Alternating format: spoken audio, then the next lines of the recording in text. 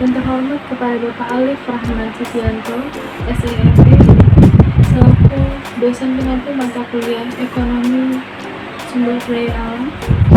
Saya Adira Masafira dari Prodi Ekonomi Syariah kelas 5G. Saya akan mempresentasikan hasil kerja saya sebagai tugas UTS dengan tema sumber daya tanah. Tanah merupakan bagian dari kerak bumi yang berada di lapisan paling atas. Bagian dari lapisan litosfer ini berasal dari pelapukan jenis-jenis bebatuan penyusun lapisan bumi dan tersusun dari air, udara, serta bahan-bahan organik lain. Tanah memiliki fungsi dan kedudukan yang sangat penting dalam berbagai kehidupan. Antara lain adalah sebagai tempat membangun rumah tinggal manusia. Dari tanah juga dapat menghasilkan bahan makanan, pakaian, juga kebutuhan lainnya yang bersifat primer. Tanah biasanya dipergunakan untuk penanaman bahan makanan. Tanah ini berasal dari istilah agraria dari kata angker dalam bahasa Belanda, agros dalam bahasa Yunani yang berarti tanah pertanian, agar dalam bahasa Latin yang berarti tanah atau sebidang tanah, agrarius dalam bahasa Latin yang berarti perladangan, sawahan, pertanian, dan agrarian yang berasal dari bahasa Inggris yang berarti tanah untuk pertanian.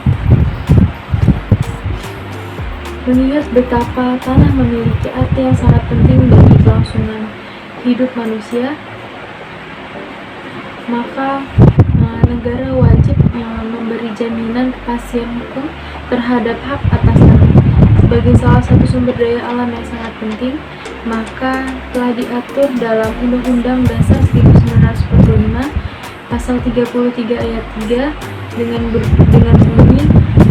bumi, air, dan kekayaan alam yang terkandung di dalamnya dikuasai oleh negara dan dipergunakan sebesar-besarnya untuk kemakmuran rakyat.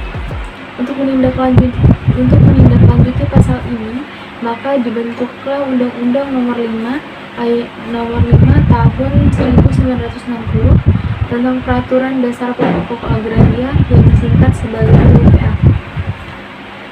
Yang kedua akan saya bahas adalah jenis-jenis sumber daya tanah. Sumber daya tanah ini ada 3, yaitu tanah vulkanik, tersier, juga organik. Tanah vulkanik, proses pembentukannya dipengaruhi oleh peristiwa letusan gunung berapi atau peristiwa vulkanisme. Tingkat kesuburan tanah vulkanik ini lebih tinggi dari jenis-jenis tanah lainnya. Hal tersebut juga membuat daerah di kaki gunung berapi menjadi daerah yang sesuai dan cocok untuk tanaman, terutama tanaman sayur-sayuran. Tanah tersier disebut juga dengan tanah yang bahan induknya bukan vulkanik, yang artinya tanah tersier ini tidak dihasilkan dari material gunung berapi. Yang ketiga, tanah organik. Tanah ini merupakan tanah yang berasal dari endapan bahan-bahan organik. Tanah jenis ini dibagi menjadi 2, yaitu tanah gambut dan tanah humus. Proses terbentuknya tanah gambut dipengaruhi oleh pembusukan bagian-bagian tumbuhan di suatu tempat yang digenangi oleh air. Yang ketiga adalah manfaat sumber daya tanah. Manfaatnya untuk menyediakan unsur hara bagi tumbuhan. Keberadaan unsur hara sangat diperlukan bagi pertumbuhan tanaman. Jika suatu tanah atau lahan pertanian mengandung banyak unsur hara, maka hasil panen dari lahan tersebut juga akan meningkat. Yang kedua, menyediakan bahan makanan bagi mikroorganisme yang tinggal di dalam tanah. Tanah adalah tempat tinggal mikroorganisme pengurai.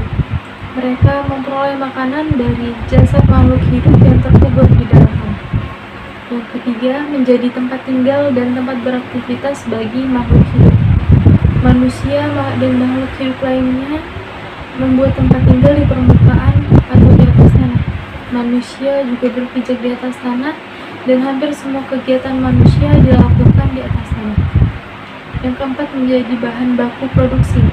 Tanah yang mengandung batu lampung bisa diolah menjadi batu bata dan berbagai jenis kerajinan gerabah. Hasil pengelolaan tanah tersebut juga dapat dijual dan menjadi sumber pendapatan bagi sebagian masyarakat. Yang kelima, sebagai sumber mata air. Tanah ini dapat menyerap air dan menjadi tempat sumber air tanah. Air tanah inilah yang banyak dikonsumsi oleh masyarakat dan berguna untuk memenuhi kebutuhan air sehari-hari. Yang keempat adalah pengelolaan sumber daya tanah. Pada asasnya, pengelolaan tanah ini bertujuan mempertahankan atau meningkatkan manfaat sebagai sumber daya dalam batas kemampuannya. Manfaat apa yang perlu dipertahankan atau ditingkatkan barang tentu bergantung pada tujuan penggunaan tanah. Asas pengelolaan ini dapat dijabarkan menjadi kegiatan pemeliharaan, perlindungan, perbaikan, pemulihan, dan reklamasi kemampuan, serta pengefisienan penggunaan. Potensi sumber daya tanah dan kesesuaian lahan. Potensi sumber daya lahan Indonesia ini cukup besar, yang mana berdasarkan Atlas Sumber Daya Tanah Eksplorasi Indonesia, skalanya adalah 1:1 juta. Luas wilayah daratan Indonesia sekitar 188,20 hektar. Luas wilayah daratan Indonesia sekitar 188,20 juta hektar, yang terdiri atas 148 juta hektar lahan kering dan 40,20 juta hektar lahan basah, sudah termasuk lahan rawa seperti gambut, pasang surut, juga lembah, dan lahan yang sudah menjadi sawah permanen dan dengan jenis tanah iklim fisiografi bahan induk dan elevasi yang audit lahan oleh Kementerian 2011. Lahan kering masam sesuai untuk kawasan budidaya pertanian adalah 62,6 juta hektar. Lahan-lahan kering yang telah dimanfaatkan hingga sekarang belum dapat dipastikan. Luasan lahan yang telah dimanfaatkan masih terlalu kecil dibandingkan dengan total luasan lahan yang ada. Meskipun lahan yang belum dimanfaatkan memiliki kendala yang tidak kalah besar, namun dengan inovasi teknologi dan effort yang tinggi untuk mencapai target swasembada pangan serta surplus beras, maka upaya ini perlu dilakukan. Baik, sekian presentasi dari saya. Kurang lebihnya saya mohon maaf. Saya akhiri. Wassalamualaikum warahmatullahi wabarakatuh.